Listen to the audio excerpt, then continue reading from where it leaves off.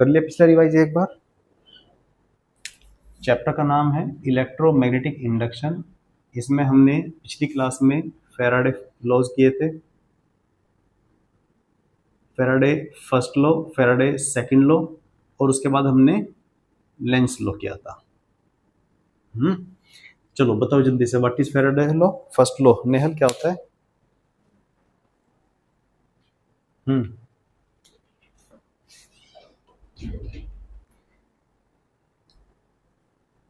जब एक magnetic flux होता है, जब वो एक क्लोज्ड लूप के थ्रू पास करता है तो वो एक करंट इंड्यूस करता है। पास करने से करेगा बस करंट इंड्यूस। जब कोई magnetic flux passing through a close loop change होगा टाइम के साथ, तब तब ईएमएफ इंड्यूस होगी लूप में। यही था हमारा। सेकंड लॉ क्या था? आप नहीं थे? ओके, मैंने रिकॉर्ड भी नहीं की थी। ठीक है, चलो कोई बात नहीं। क्या था सेकंड लॉ?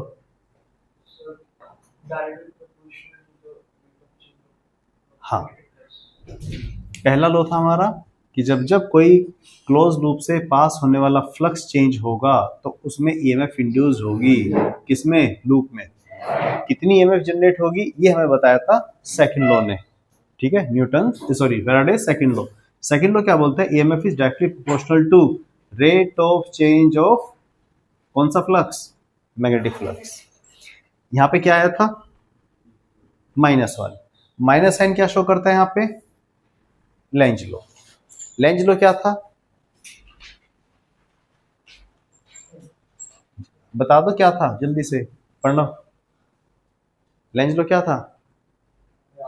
तो हमेशा 2-3 मिनट लेट आते हो, क्यों?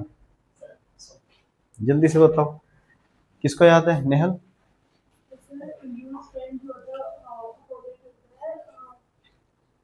इंड्यूस करंट अपोजिट होता है। किसके अपोजिट?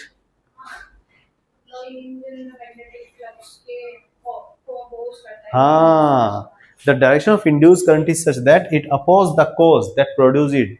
जो करंट को प्रोड्यूस कर रहा है उस कोज को अपोज करता है। तो प्रोड्यूस कौन कर रहा है? Change in flux. अगर फ्लक्स बढ़ रहा है तो आपको करंट इस तरह से इंड्यूस करना है कि वो करंट बढ़ते फ्लक्स को कम करे, और अगर कम हो रहा है तो बढ़ाना है। बात समझ में आई? इसके कुछ एग्जाम्पल किए थे, उसी के एग्जाम्पल को हम थोड़ा सा आगे बढ़ाते हैं। ठीक है, तो अभी वही कंटिन्यू में रहेगा लेंज लॉ।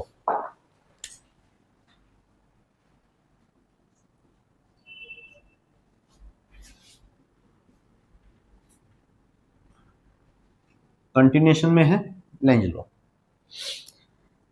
तो अब देखो जरा एक चीज देखो, जैसे मान लो ये एक रीजन है, इस रीजन में एक मैग्नेटिक फील्ड है। डायरेक्शन किधर है? Into the plane. बिल्कुल ठीक है। ठीक है, अब एक सपोज करो ये एक रैंडम शेप का लूप है, कॉपर वायर का रैंडम शेप का लूप है। अब आपने क्या किया, बाई एनी हाउ इसको आप क्या कर रहे हो, चारों डायरेक्शन में, हर एक डायरेक्शन में इसको एक्सपेंड कर रहे हो। एक्सपेंड मतलब कि इसकी शेप चेंज करके कैसे हो जाएगी इसकी शेप? सर्कल। तो जब इसकी शेप चेंज हो रही है, ड्यूरिंग चेंजिंग ऑफ शेप क्या इसमें करंट इंड्यूस होगा? बिल्कुल होगा भाई। एरिया बढ़ रहा है, फ्लक्स किधर बढ़ रहा है? फ्लक्स डायरेक्शन किधर है मैग्नेटिक फील्ड की? Into the plane. फ्लक्स बढ़ रहा है, आपको क्या करना है? कम करने के लिए क्या करना पड़ेगा? अपोजिट डायरेक्शन में मैग्नेटिक फील्ड आना चाहिए, तब कम होगा। मैग्नेटिक फील्ड इस डायरेक्शन में कब आएगा? जब करंट, यस, करंट कैसा होगा? Anti clockwise. समझ में आया कि नहीं? एग्जांपल जल्दी बोलो, क्लियर है? ठीक है, ये होगा यहाँ पे इसका। अच्छा, ये हो गया जितने भी एग्जांपल किए उसके अगले वाला है ये। नेक्स्ट इसके बाद वाला एग्जांपल एक और लिखते जाना, सारे सारे बनाते जाओ मेरे साथ साथ, और थोड़ा सा बड़ा।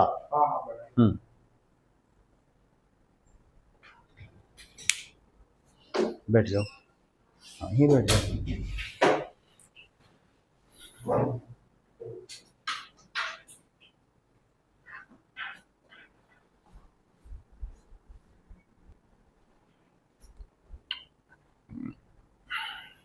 बना लिया ये क्वेश्चन? समझ में आ गया था? ये समझ में आ रहा है?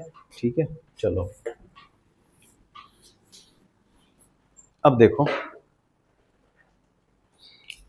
ये एक करंट कैरिंग वायर है, देखना जरा। इस करंट कैरिंग वायर के चारों तरफ क्या होगा? मैग्नेटिक फील्ड, है ना। 10th क्लास में पढ़ा था हम लोगों ने कि अगर कोई करंट कैरिंग वायर है, इसमें करंट ऐसे जा रहा है, तो in the direction of current put your thumb, the rotation of fingers will give the direction of magnetic field. तो मैग्नेटिक फील्ड इसके चारों तरफ सर्कुलर लूप में होगा। तो जहां ध्यान से देखो, उंगली जहां पे भी इलेक्ट्रिक मैग्नेटिक फील्ड की डायरेक्शन चाहिए वहां पे टेंजेंट डाल देते हैं हम। तो यहाँ पे देखो, इस वाले पॉइंट पे टेंजेंट किधर जाएगी? Into the plane.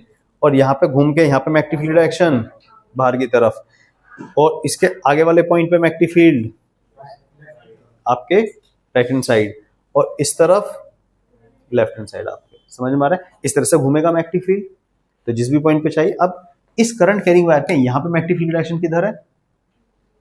Into the plane, और इसके इस तरफ out of the plane into the plane. ठीक है, अब ध्यान से देखना मैंने क्या किया। क्वेश्चन ये है कि इस करंट कैरिंग वायर, ये इनफाइनाइट लॉन्ग है, इस करंट कैरिंग वायर के पास मैंने एक स्क्वायर लूप को लाके रख दिया, स्क्वायर लूप को लाके रख दिया। यहाँ पे ये लूप रेस्ट पे है। जैसे से हम करंट से दूर होते जाते हैं मैग्नेटिक फील्ड, अब मुझे बताओ, इस लूप में ये रेस्ट पे है, इस लूप में क्या करंट इंड्यूस होगा? सोच के बताओ, सोच लो आराम से। क्या इस लूप में करंट इंड्यूस होगा? कब होता है करंट इंड्यूस? जब मैग्नेटिक फील्ड बी से जाता है तो करंट इंड्यूस हो जाता है। कब होता है current induce? Faraday first law क्या है? हाँ, अब पहले सोच के बताओ, क्या इससे पास होने वाला फ्लक्स, पहले बात तो फ्लक्स चेंज होगा कि नहीं? फ्लक्स पास करेगा कि नहीं? फ्लक्स पास कर रहा है, क्या वो चेंज हो रहा है? जितनी मैग्नेटिक फील्ड लाइन इसमें पास कर रही है वो फिक्स है, कांस्टेंट है, कुछ चेंज हो ना एरिया चेंज हो रहा, ना मैग्नेटिक फील्ड चेंज हो रहा। हाँ, मैग्नेटिक फील्ड कम होता जा रहा है आगे की तरफ, लेकिन number of magnetic field line इससे पास होने वाली कांस्टेंट है, इसमें कोई करंट इंड्यूस नहीं होगा। अब सपोज करो इसको रेस्ट पे ना लेके मैं इसको वायर के पैरेलली मूव करा दूं। सोचो, इनफाइनाइट लॉन्ग वायर है, स्क्वायर फ्रेम है, इसको अगर इसके पैरेलल मूव कराऊं तो क्या फ्लक्स चेंज होगा? क्यों नहीं होगा? बिल्कुल सही बात है, सेम रहेगा फ्लक्स। क्यों रहेगा? देखो, जैसे जो इस पोजीशन में है थोड़ा सा और ऊपर भी जाएगा, magnetic number of magnetic line same ही रहेंगी, क्योंकि ऊपर जाने में नंबर ऑफ मैग्नेटिक, ये वाला मैग्नेटिक फील्ड इसमें आएगा तो यहाँ से कम भी तो हो जाएगा। Ultimately total number of magnetic line will remain same, तो फ्लक्स सेम रहेगा, कोई करंट इंड्यूस नहीं होगा। क्वेश्चन यहां से नहीं आता। ये दो केस समझ में आ गए? आ सकता है, ठीक है। नेक्स्ट, अगर इस फ्रेम को मैं आगे की तरफ लेके जाऊं, मूव करा रहा हूं, सोच के बताओ करंट इंड्यूस होगा कि नहीं? डायरेक्शन बताओ, टेक योर टाइम, डायरेक्शन बताइए किधर होगा, क्लॉक या एंटी क्लॉक? ये क्या देख रहे हो?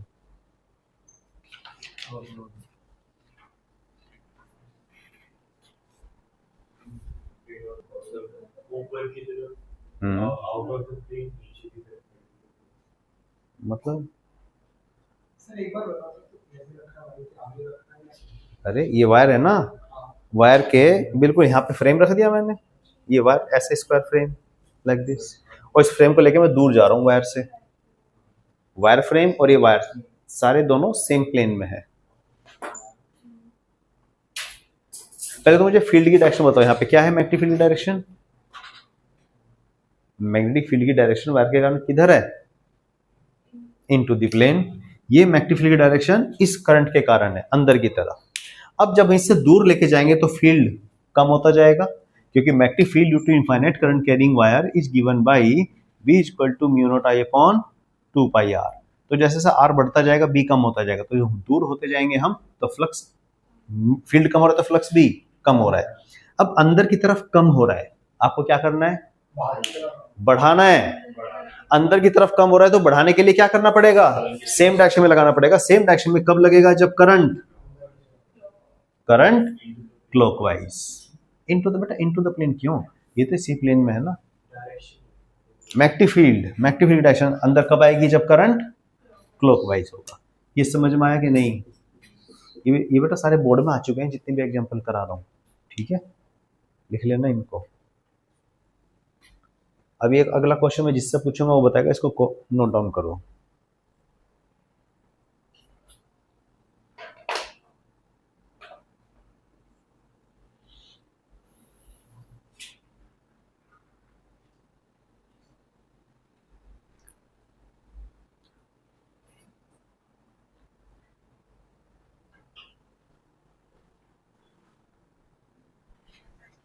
देखो इधर देखो, इसको हटा दो, लिख लिया। अब एक क्वेश्चन और पूछ रहा हूं मैं, अब थोड़ा सा पहले तो इसी में बताओ जरा सोच के। करंट की डायरेक्शन इस बार मैं उल्टी ले लेता हूं। करंट किधर जा रहा है? नीचे की तरफ। यहाँ पे एक लूप लिया मैंने और इस लूप को मैं इस करंट के पास लेके जा रहा हूं। क्या इस लूप में करंट इंड्यूस होगा? होगा तो डायरेक्शन बताइए। टेक योर टाइम, आराम से सोच के बताओ मुझे, क्या इस लूप में करंट इंड्यूस होगा? होगा तो किस डायरेक्शन में होगा?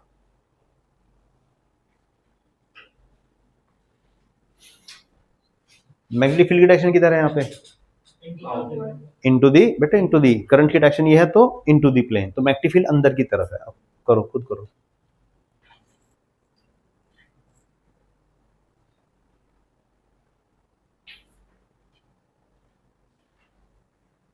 अंदर रखो इसे।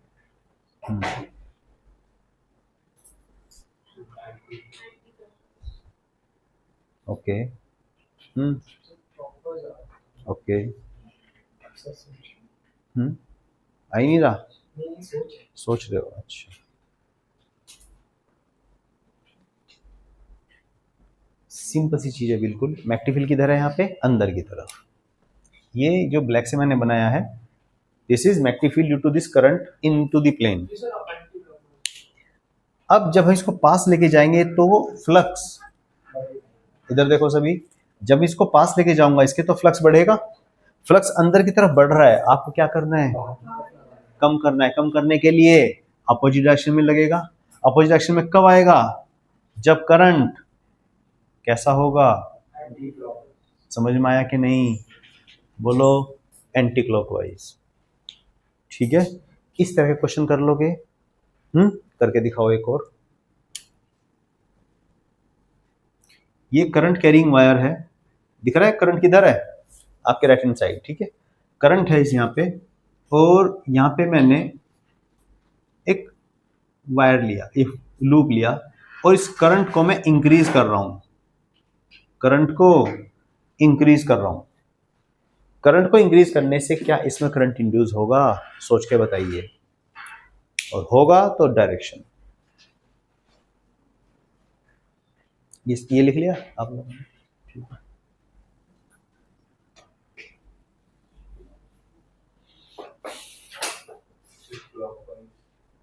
ओके, एक आंसर क्लॉकवाइज बेटा। हाँ, ये रेस्ट पे ही है, बस करंट इंक्रीज कर रहा हूं मैं।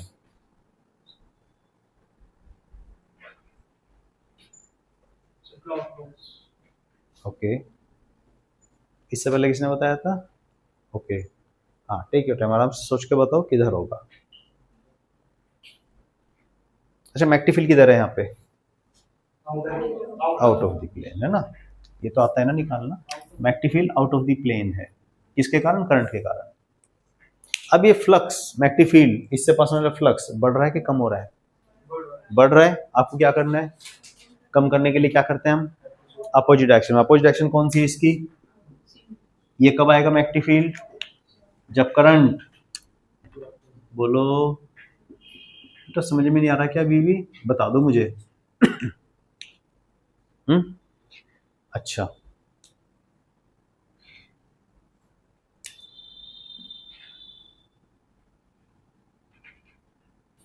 एक और, वन मोर। जितने भी एग्जाम्पल हो सब देखते रहना, ठीक है। अब देखना थोड़ा सा, ये थोड़ा सा एक इमेजिनेशन है। बंद कर दूं? शोर हो जाता है। 2 मिनट बाद हो जाएगी, शांति से बैठे रहो, ठीक है। हाँ, बार मैग्नेट तो देखिए आपने। बार मैग्नेट का नॉर्थ पोल से मैग्नेटिक फील्ड लाइंस निकलती हैं और साउथ पोल पे एंटर करती हैं, ये तो हम जानते हैं, ठीक है। तो यहाँ पे ऐसे लो, ये नॉर्थ पोल है, ये साउथ पोल है, ठीक है। इसके सामने एक लूप रखा हुआ है, मतलब ऐसे मान लो कि ये मैग्नेट ऐसे रखी है और सामने एक लूप, आप इधर खड़े हो, ह्यूमन आई इधर है, आप इधर खड़े हो, थोड़ा सा इमेजिन कर लेना, ठीक है। सामने एक लूप रखा हुआ है, सामने एक मैग्नेट है, ये मैग्नेट रेस्ट पे है, लूप भी रेस्ट पे है, क्या इस लूप में करंट इंड्यूस होगा? नहीं। बिल्कुल नहीं होगा। समझ में आ रही है क्यों नहीं होगा? क्योंकि number of magnetic lines fix है। अब क्वेश्चन ये है कि अगर मैं इस मैग्नेट को आगे की तरफ मूव करा दूं, आप इधर से ऑब्जर्व करके बताना, लूप ऐसे है, मैग्नेट ऐसे है, और इस नॉर्थ पोल को मैं इसके पास लेके जा रहा हूं, करंट इंड्यूस होगा कि नहीं? बिल्कुल होगा। किधर होगा? किधर दिखेगा आपको इधर से खड़े होकर देखने पे? सोच के बताओ। हाँ, टेक योर टाइम। इसमें करंट क्लॉक दिखेगा आपको या एंटी क्लॉक दिखेगा इधर से देखने पे?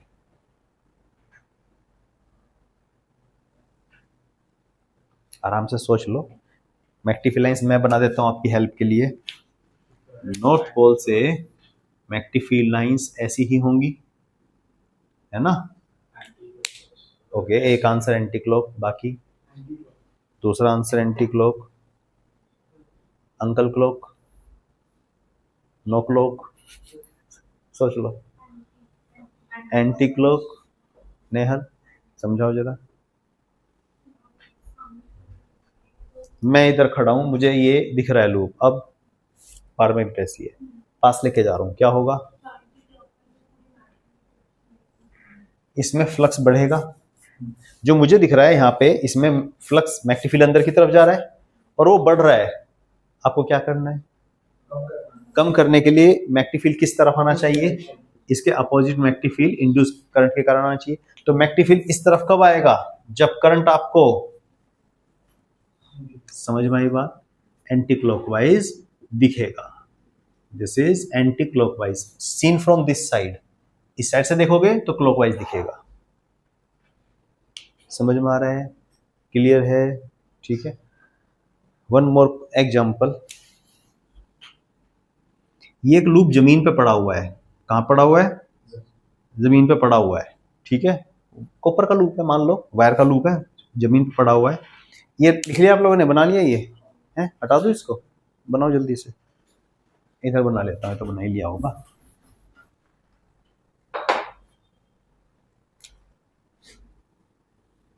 ये जमीन पे पड़ा हुआ एक लूप है, ठीक है। इसमें यहाँ पे एक बार मैग्नेट ली मैंने, ये साउथ पोल है और ये नॉर्थ पोल है। अब अगर ये मैग्नेट नीचे की तरफ मूव करती है, अगर ये मैग्नेट नीचे की तरफ मूव करती है, तो ऊपर से देखने पे इस लूप में क्या करंट इंड्यूस होगा कि नहीं होगा? ऊपर से देख के बताइए, होगा तो किस डायरेक्शन में होगा? ये जो बार मैग्नेट है ये ऐसे है, नॉर्थ पोल ऊपर है, साउथ पोल नीचे, और ये ऐसे जा रही है, this is moving in this direction. तो मैग्नेट अगर ऐसे जा रही है तो इसमें करंट किस डायरेक्शन में दिखेगा आपको, अगर आप ऊपर से देखो तो? ह्यूमन आई मैं ऊपर बना दे रहा हूं, सोच के बताओ आराम से, इमेजिन करो। इमेजिनेशन बहुत जरूरी है, सोच लो आराम से। मैग्नेटिक फील्ड लाइंस ड्रॉ कर दूं मैं, बस एरो किधर होंगे? ये। हाँ बताओ, सच बता।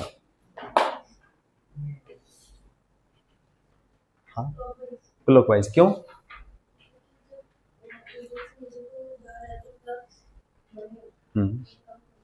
कम करने के लिए अपोजिट डायरेक्शन में आना चाहिए, और अपोजिट डायरेक्शन में आने का मतलब है हम ऊपर से देख रहे हैं, कब आएगा? नीचे की तरफ मैग्नेटिक फील्ड कब आएगा? जब हमें करंट क्लॉकवाइज दिखेगा। क्लॉकवाइज ही बोला था ना? हाँ ठीक है। तो करंट ऊपर से देखने पे हमें कैसा दिखेगा? क्लॉकवाइज। बेटा समझ में आ रही कि नहीं? ये चीजें बहुत सिंपल चीजें हैं, आराम से समझ में आना चाहिए।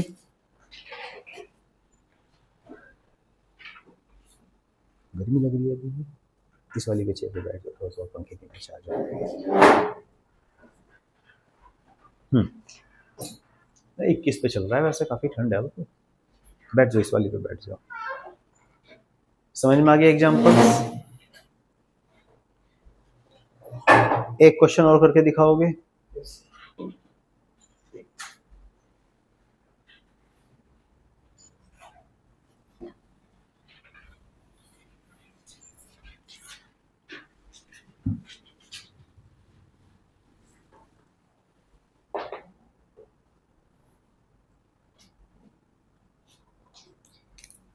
ये एक सर्कुलर करंट कैरिंग लूप है, ठीक है ना।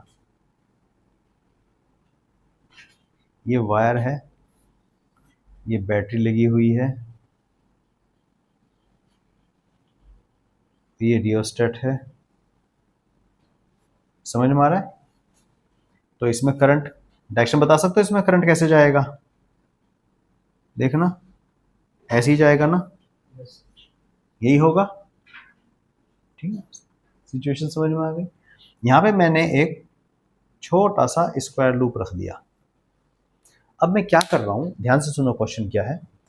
ये जो पॉइंट है, जो इस पर आप इधर उधर स्लाइड करा सकते हो, इस पॉइंट को मैं स्लाइड करा रहा हूं पीछे की तरफ, समझ में आ रहा है। पॉइंट को रियोस्टेट है, ये रियोस्टेट का बेसिकली इधर मुंह कराने का मतलब क्या है, ये रेजिस्टेंस बढ़ाना। तो मैं रेजिस्टेंस बढ़ा रहा हूं। आप मुझे बताइए क्या इसमें करंट इंड्यूस होगा, होगा तो किधर होगा, सोच के बताओ आराम से।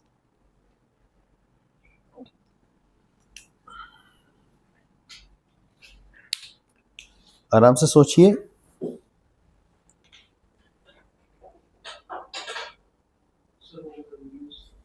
हाँ ऑब्वियसली होगा इंड्यूस, चलो डायरेक्शन बाद में, क्यों होगा इंड्यूस।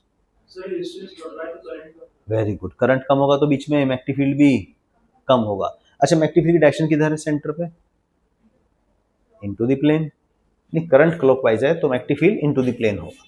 तो यहाँ पे मैग्नेटिक फील्ड इस करंट के, ये जो करंट है इस करंट के कारण यहाँ पे magnetic field into the plane है। अब क्योंकि यहाँ पे रेसिस्टेंस क्या हो रहा है इसका, ये जो रियोस्टेट है इसका रेजिस्टेंस बढ़ रहा है, रेजिस्टेंस बढ़ेगा तो इसमें करंट कम होगा, करंट कम होगा तो मैग्नेटिक फील्ड कम होगा। अब यहाँ पे फ्लक्स कम हो रहा है, इससे आपको क्या करना है, बढ़ाना है। बढ़ाने के लिए क्या करेंगे, सेम डायरेक्शन में। सेम डायरेक्शन का मतलब है इनटू द प्लेन, और into the plane magnetic field कब आएगा, जब करंट क्लॉकवाइज होगा। Very good. बेटा इस चीज समझ में आ गई कि नहीं, ये बताओ। क्वेश्चन समझ में आ गया तो ये लगाना आ जाएगा आपको, ठीक है। तो जब अब क्वेश्चन आता है एग्जाम में तो उसको समझना भी बहुत जरूरी है, ठीक है। इसको नोट डाउन करो।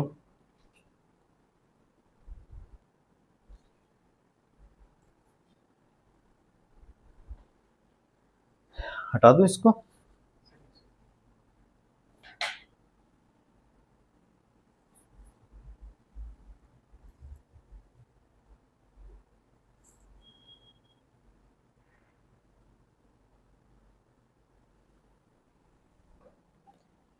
बेटा समझ में आ रहा है तुम्हें माइशा।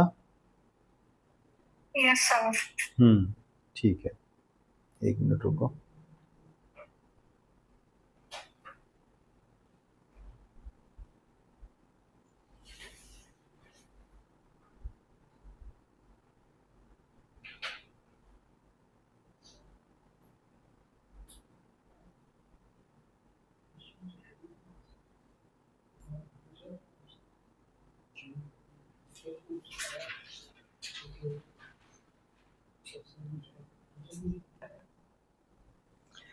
ठीक है, लेंज लो समझ में आ गया। अच्छा लेंज लो की स्टेटमेंट लिखा दी थी मैंने, ठीक है। अब लेंज लो के बारे में कुछ लिखिए और। Lenz law is based on, point बना के लिखना, Lenz law is based on conservation of energy, based on conservation of energy.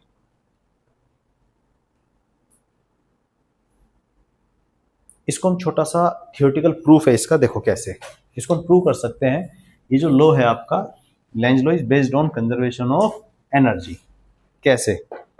अब मुझे बताइए, अच्छा ये तो हम जानते हैं कि कोई भी current carrying circular loop behave like a bar magnet, है ना, पता है ना आपको। ये हमने 4th चैप्टर में पढ़ा था। अगर ये जैसे ये लूप है, इसमें करंट ऐसे फ्लो कर रहा है, देखना करंट अगर इसमें एंटी क्लॉकवाइज है तो मैग्नेटिक फील्ड की डायरेक्शन बाहर की तरफ होगी, है ना।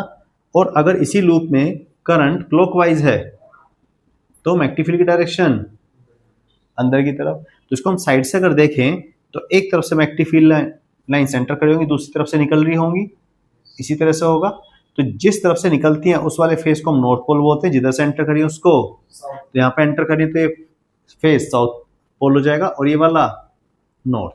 तो कोई भी करंट कैरिंग लूप होगा तो it behave like a bar magnet, ठीक है। अब देखो ध्यान से, कंसेप्ट अगर आता है,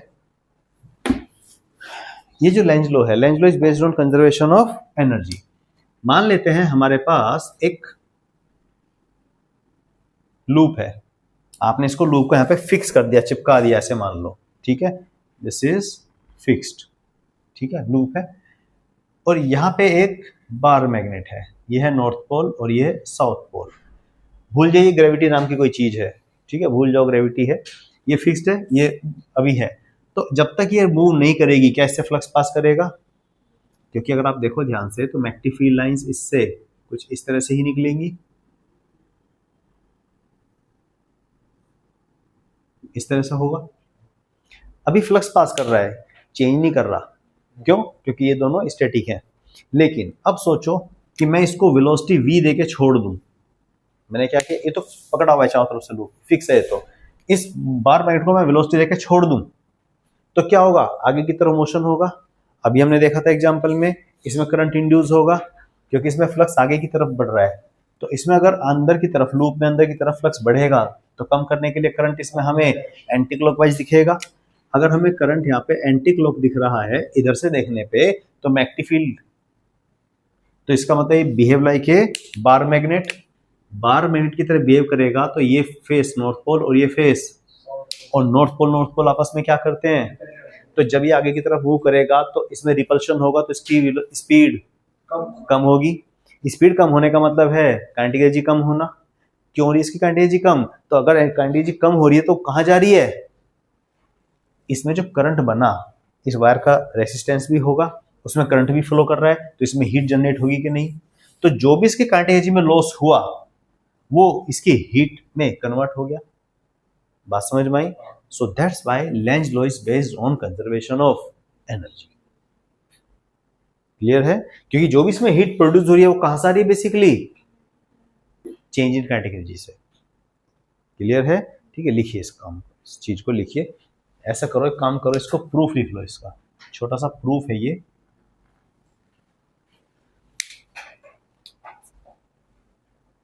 लिखो, ये डायग्राम बना लिया, पहले डायग्राम बना लो जल्दी से।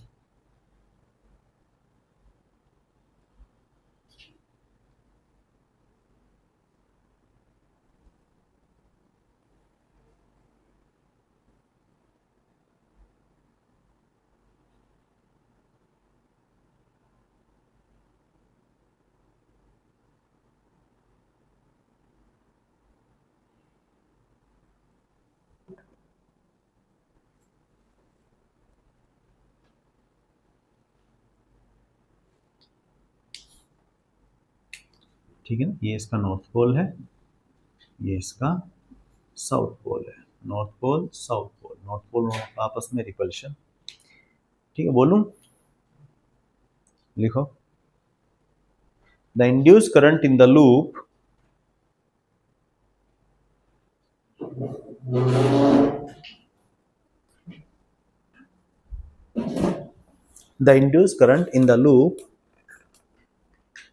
produce heat energy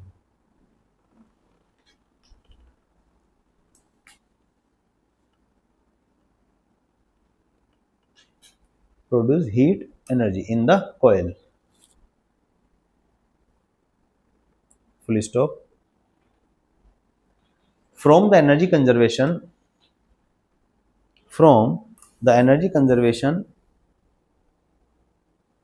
if heat is produced,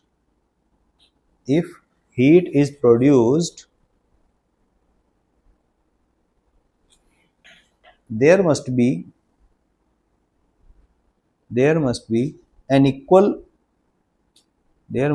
an equal decreases of energy. There must be an equal decrease of energy in some other form.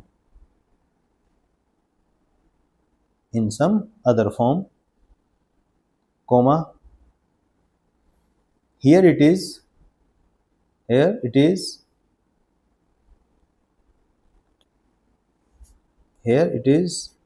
kinetic energy of the moving magnet. Here it is kinetic energy, loss लिख लेना bracket में, loss, kinetic energy loss है ये। Here it is kinetic energy loss of the moving magnet. Full stop, thus THUS, thus the magnetic, sorry, thus the magnet must be slowing down.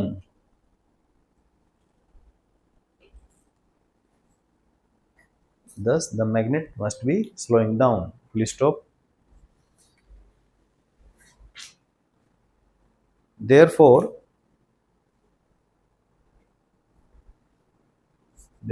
we can justify that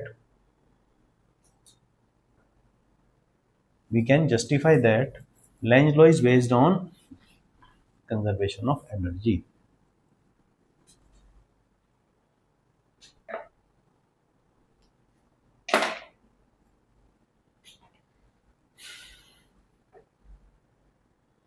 ठीक है, चलिए। अच्छा, आपको याद होगा कि जब जब कोई चार्ज पार्टिकल मैग्नेटिक फील्ड में मूव करता है तो उसके ऊपर फोर्स लगता है। फॉर्मूला क्या होता है? फोर्स ऑन ए मूविंग है, करंट के ऊपर नहीं, चार्ज के ऊपर।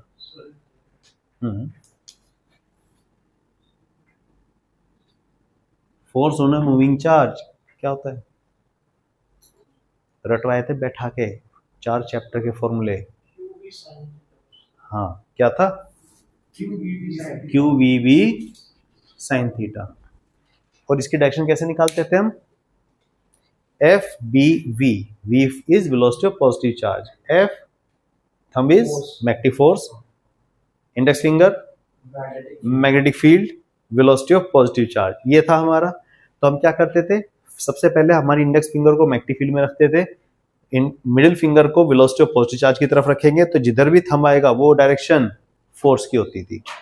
This is left hand Fleming's rule. नींद आ रही है, ठीक है। F is equal to QVB sin theta. अब देखो,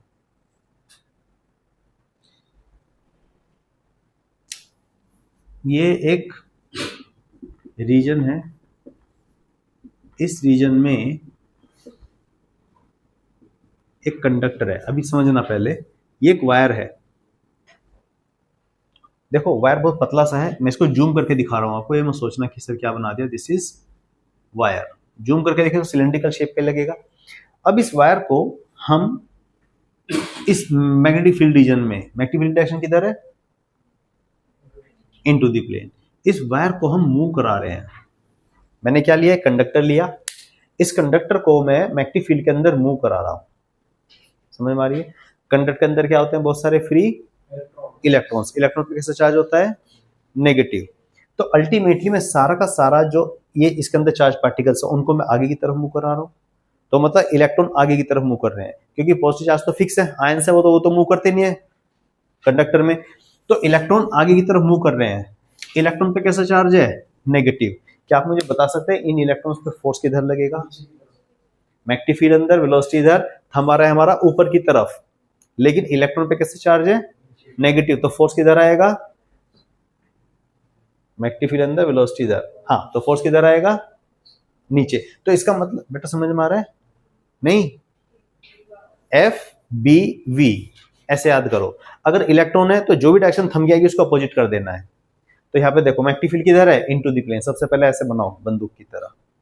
वेलोसिटी किधर है? आगे की तरफ है। मैग्नेटिक फील्ड अंदर है, दोनों सेट हो गए। थंब किधर है? ऊपर की तरफ। लेकिन इलेक्ट्रॉन पे चार्ज होता है नेगेटिव, तो फोर्स किधर आएगा? तो जितने भी इलेक्ट्रॉन इसके अंदर हैं उन सब पे फोर्स किधर लगेगा? तो सारे के सारे किधर इलेक्ट्रॉन किधर एक्यूमुलेट हो जाएंगे? तो नीचे नेगेटिव चार्ज हो जाएगा। इधर deficiency of charge, positive charge, बोलो डेफिशिएंसी ऑफ इलेक्ट्रॉन, पॉजिटिव। इधर पॉजिटिव चार्ज, इधर नेगेटिव चार्ज, एक पोटेंशियल डिफरेंस जनरेट हो गया। क्यों? मोशन कराया था आपने। अगर वे स्पीड नहीं देते तो क्या इलेक्ट्रॉन पे फोर्स लगती? क्या पोटेंशियल डिफरेंस जनरेट होता? तो कंडक्टर को अगर आप मैग्नेटिक फील्ड में मूव कराते हो तो उस कंडक्टर के एंड्स के क्रॉस एक पोटेंशियल डिफरेंस जनरेट हो जाता है। अगर मोशन नहीं है तो पोटेंशियल डिफरेंस, मोशन है तभी पोटेंशियल डिफरेंस है। तो इसीलिए जो पोटेंशियल डिफरेंस बना, ये जो ईएमएफ आया, हम इसको बोलते हैं मोशनल ईएमएफ। क्या बोलते हैं? हेडिंग डाल लीजिए नेक्स्ट, मोशनल ईएमएफ। कितना होगा? We will derive motional EMF. Root cause समझ में आ गया मोशनल ईएमएफ का? मोशन के कारण। ठीक है। अभी कोई डेरिवेशन नहीं कराया मैंने आपको समझाया कि जब भी हम किसी कंडक्टर को मूव कराते हैं तो उसके क्रॉस एंड्स के cross EMF generate, potential difference generate हो जाता है। मोशन नहीं है, कोई पोटेंशियल डिफरेंस नहीं है। मोशन है तभी पोटेंशियल डिफरेंस है। This is called motional EMF. अब ये कितना होगा motional EMF, we will drive it. ठीक है, चलो ये समझ में आ गया, बस 2 मिनट तो। ठीक है, इफेक्ट ऑफ डाइलेक्ट्रिक आता है, पार्शियली फील्ड कैपेसिटर, नहीं पढ़ लो एक बार जल्दी से। ठीक है, देखो इसको ड्राइव करने के लिए हम क्या करते हैं, मैं इसको हटा रहा हूँ, ये समझाने के लिए तो मैं इसको हटा रहा हूँ, मतलब इसमें दूसरा डायग्राम बनाऊंगा मैं।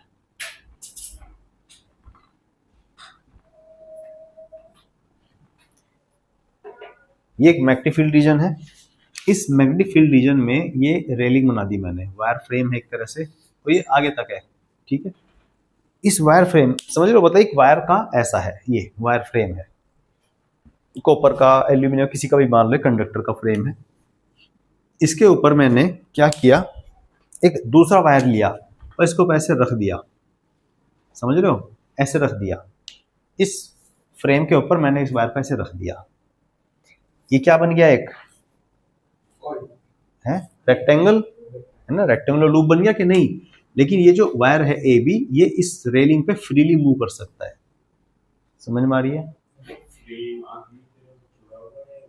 ये बेटा एंड तक है, ये इन्फिनिटी तक है, लॉन्ग है बेसिकली। ठीक है, आगे तक है।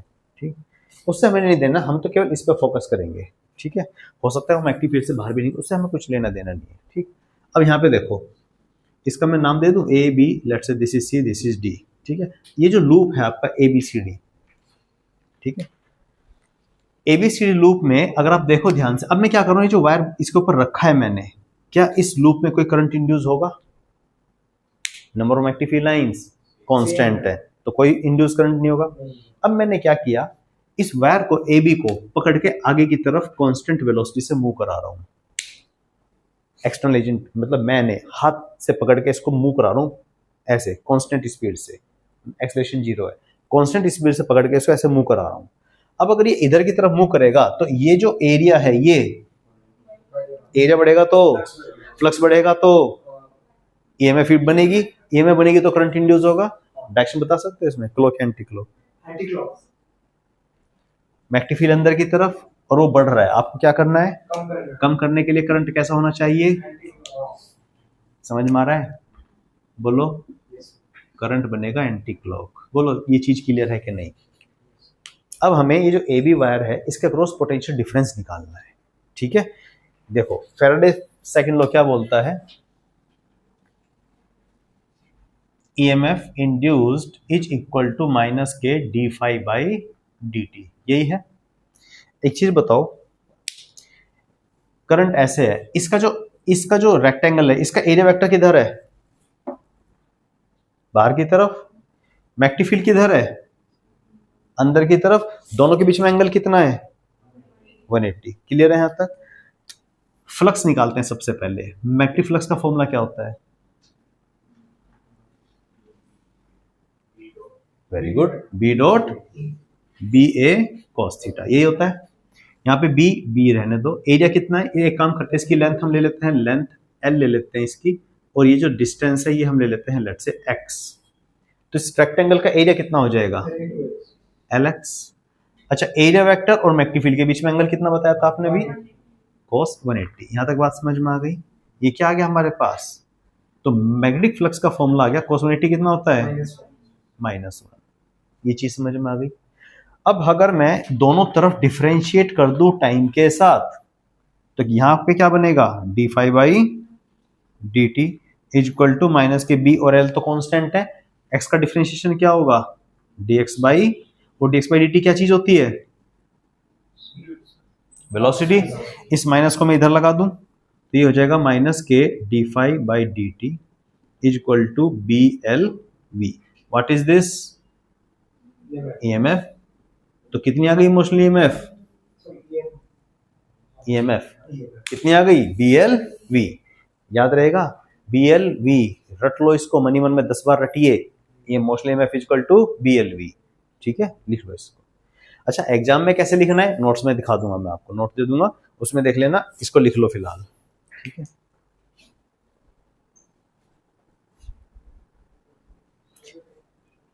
EMF equal to BLV।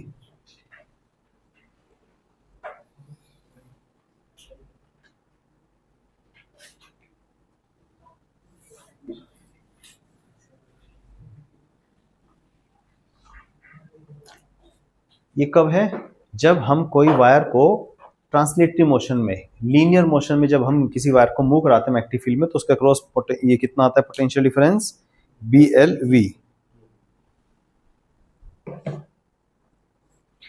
देखो इसमें है ना एक चीज ध्यान देने वाली है, यहाँ पे देखो EMF क्या है, स्केलर क्वांटिटी है। Basically EMF it can be written as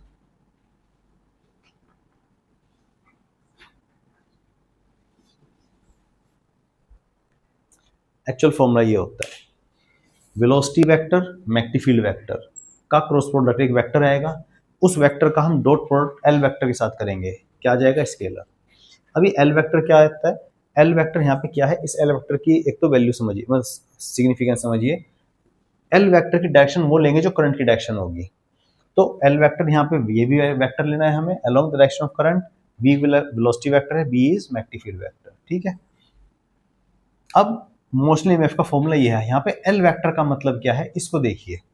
अगर किसी रीजन में, जैसे मान लो ये कोई रीजन है, इस रीजन में मैग्नेटिक फील्ड है, मान लो अंदर की तरफ है, अब कंडक्टर स्ट्रेट वायर ना होके किसी रैंडम शेप का है, ठीक है। ये मान लो कंडक्टर ऐसा शेप का है, ये इसका एंड है, ये दूसरा एंड है, इस तरह से, और इस कंडक्टर को आप मूव करा रहे हो, तो बेसिकली इस कंडक्टर की जो लेंथ होती है L वेक्टर, L वेक्टर का मतलब है वायर के दोनों एंड के बीच का शॉर्टेस्ट पाथ। बात समझ में आई, ये लेंथ आपको कंसीडर करनी है, समझ में आ रहा है। मतलब ये हुआ कि अगर मैं इस मैग्नेटिक फील्ड रीजन में एक ऐसा वायर को मूव कराऊं, ठीक है, ये है, मान लो ये 3 मीटर है, ये 4 मीटर है, तो इसकी इफेक्टिव लेंथ कितनी लेंगे, नहीं ऐसे नहीं होगा इसमें, ठीक है। ये जो L वेक्टर है, वेलोसिटी इधर की तरफ है इसकी, तो वेलोसिटी और मैग्नेटिक फील्ड के बीच में भी कितना है, एंगल 90 डिग्री है, ठीक है। और L वेक्टर वेलोसिटी के परपेंडिकुलर वाली डायरेक्शन है, ये है, ठीक है। तो यहाँ पे लेंथ कितनी लेंगे हम, दोनों के बीच का। अब देखो जैसे फॉर एग्जांपल इसी में मैं एक ये ले लूँ सेमी सर्कुलर आर्क, ठीक है, और इस सेमी सर्कुलर वायर को मैं आगे की तरफ मूव कर रहा हूँ, यहाँ पे वेलोसिटी मैग्नेटिक फील्ड के परपेंडिकुलर है, तो मूव कर रहा हूँ, इसकी रेडियस है r, तो इसकी लेंथ कितनी लेंगे हम, डायमीटर के बराबर, क्योंकि इसके दोनों एंड के बीच का डिस्टेंस कितना है, 2r, डायमीटर के बराबर। समझ में आई बात, ठीक है। इस तरह से ले सकते हैं, या अगर किसी तरह से मान लो कोई भी है, मान लो वायर इस शेप का भी है और ये ऐसे मूव कर रहा है, मैग्नेटिक फील्ड अंदर की तरफ है, तो भी हम इन दोनों के एंड के बीच का शॉर्टेस्ट पाथ लेंगे। क्लियर है, समझ में आएगा, ये होगा।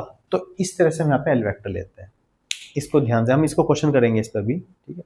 अच्छा एक चीज और बताओ मुझे, अगर मैं इस मैग्नेटिक फील्ड में, मैं इसको हटा दो, सारे को लिख लिया, ये चीज लिख लिया आपने, इसको लिख लो एक बार जल्दी से,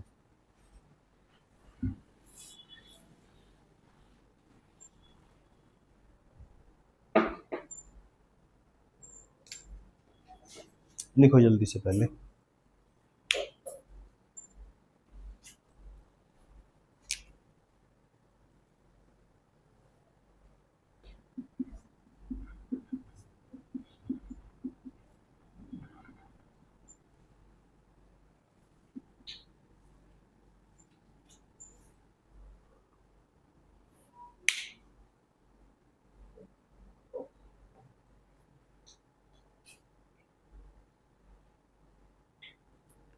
लिख लिया ये दोनों,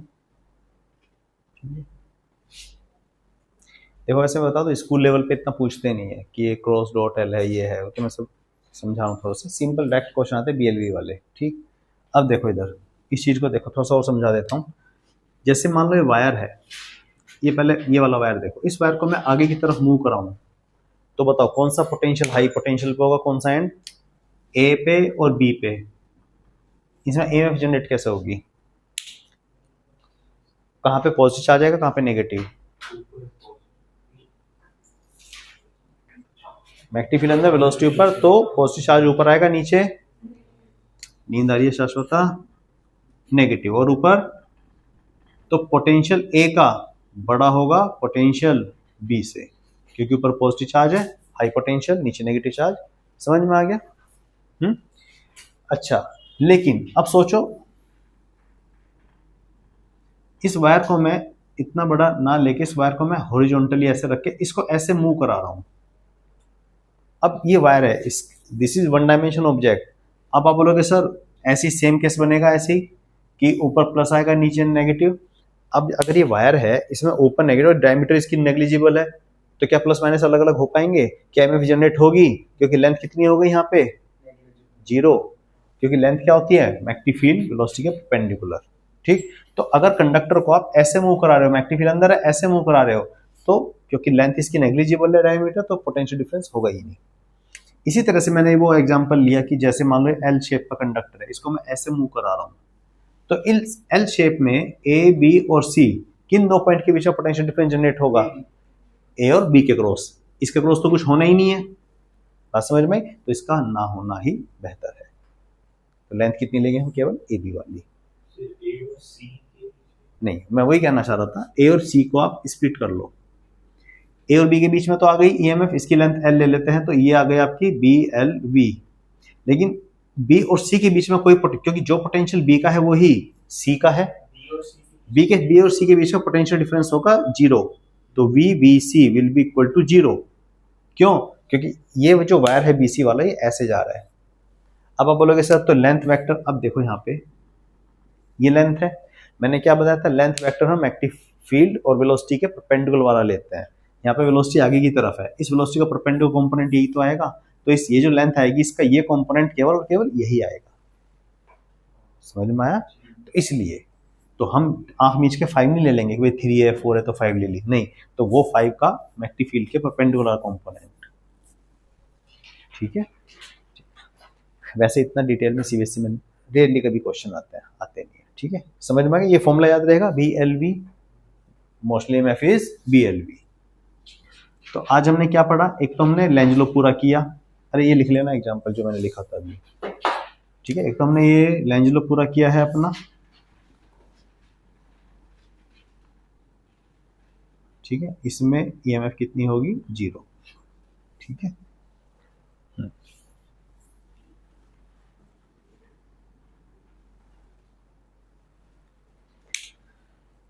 हमने फैराडे लॉ कर लिए, हमने लेंज लॉ कर लिया, हमने मोशनल ईएमएफ, ट्रांसलेटिव मोशन के कारण मोशनल ईएमएफ कर लिया है। ठीक है, अब एक चीज सोचो, अब तो हम इस कंडक्टर को ट्रांसलेटिव मोशन दे रहे थे, आगे की तरफ मूव करा रहे थे, इधर देखो ऐसे मूव करा रहे थे। लेकिन अगर मैं इस कंडक्टर को मैग्नेटिक फील्ड में रोटेट कराऊं, तो क्या तब भी ईएमएफ जनरेट होगा इसके क्रॉस? नहीं होगा। काहे नहीं होगा? सर आपको रोटेट करवा के तो क्या हो गया? रोटेशन मतलब मोशन आ गया ना।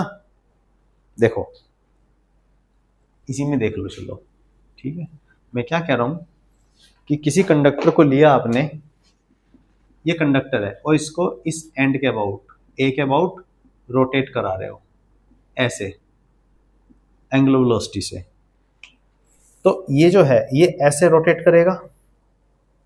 लगाओ जरा, जब ये रोटेट कर रहा होगा तो इसकी टेंजेंशियल वेलोसिटी इधर होगी।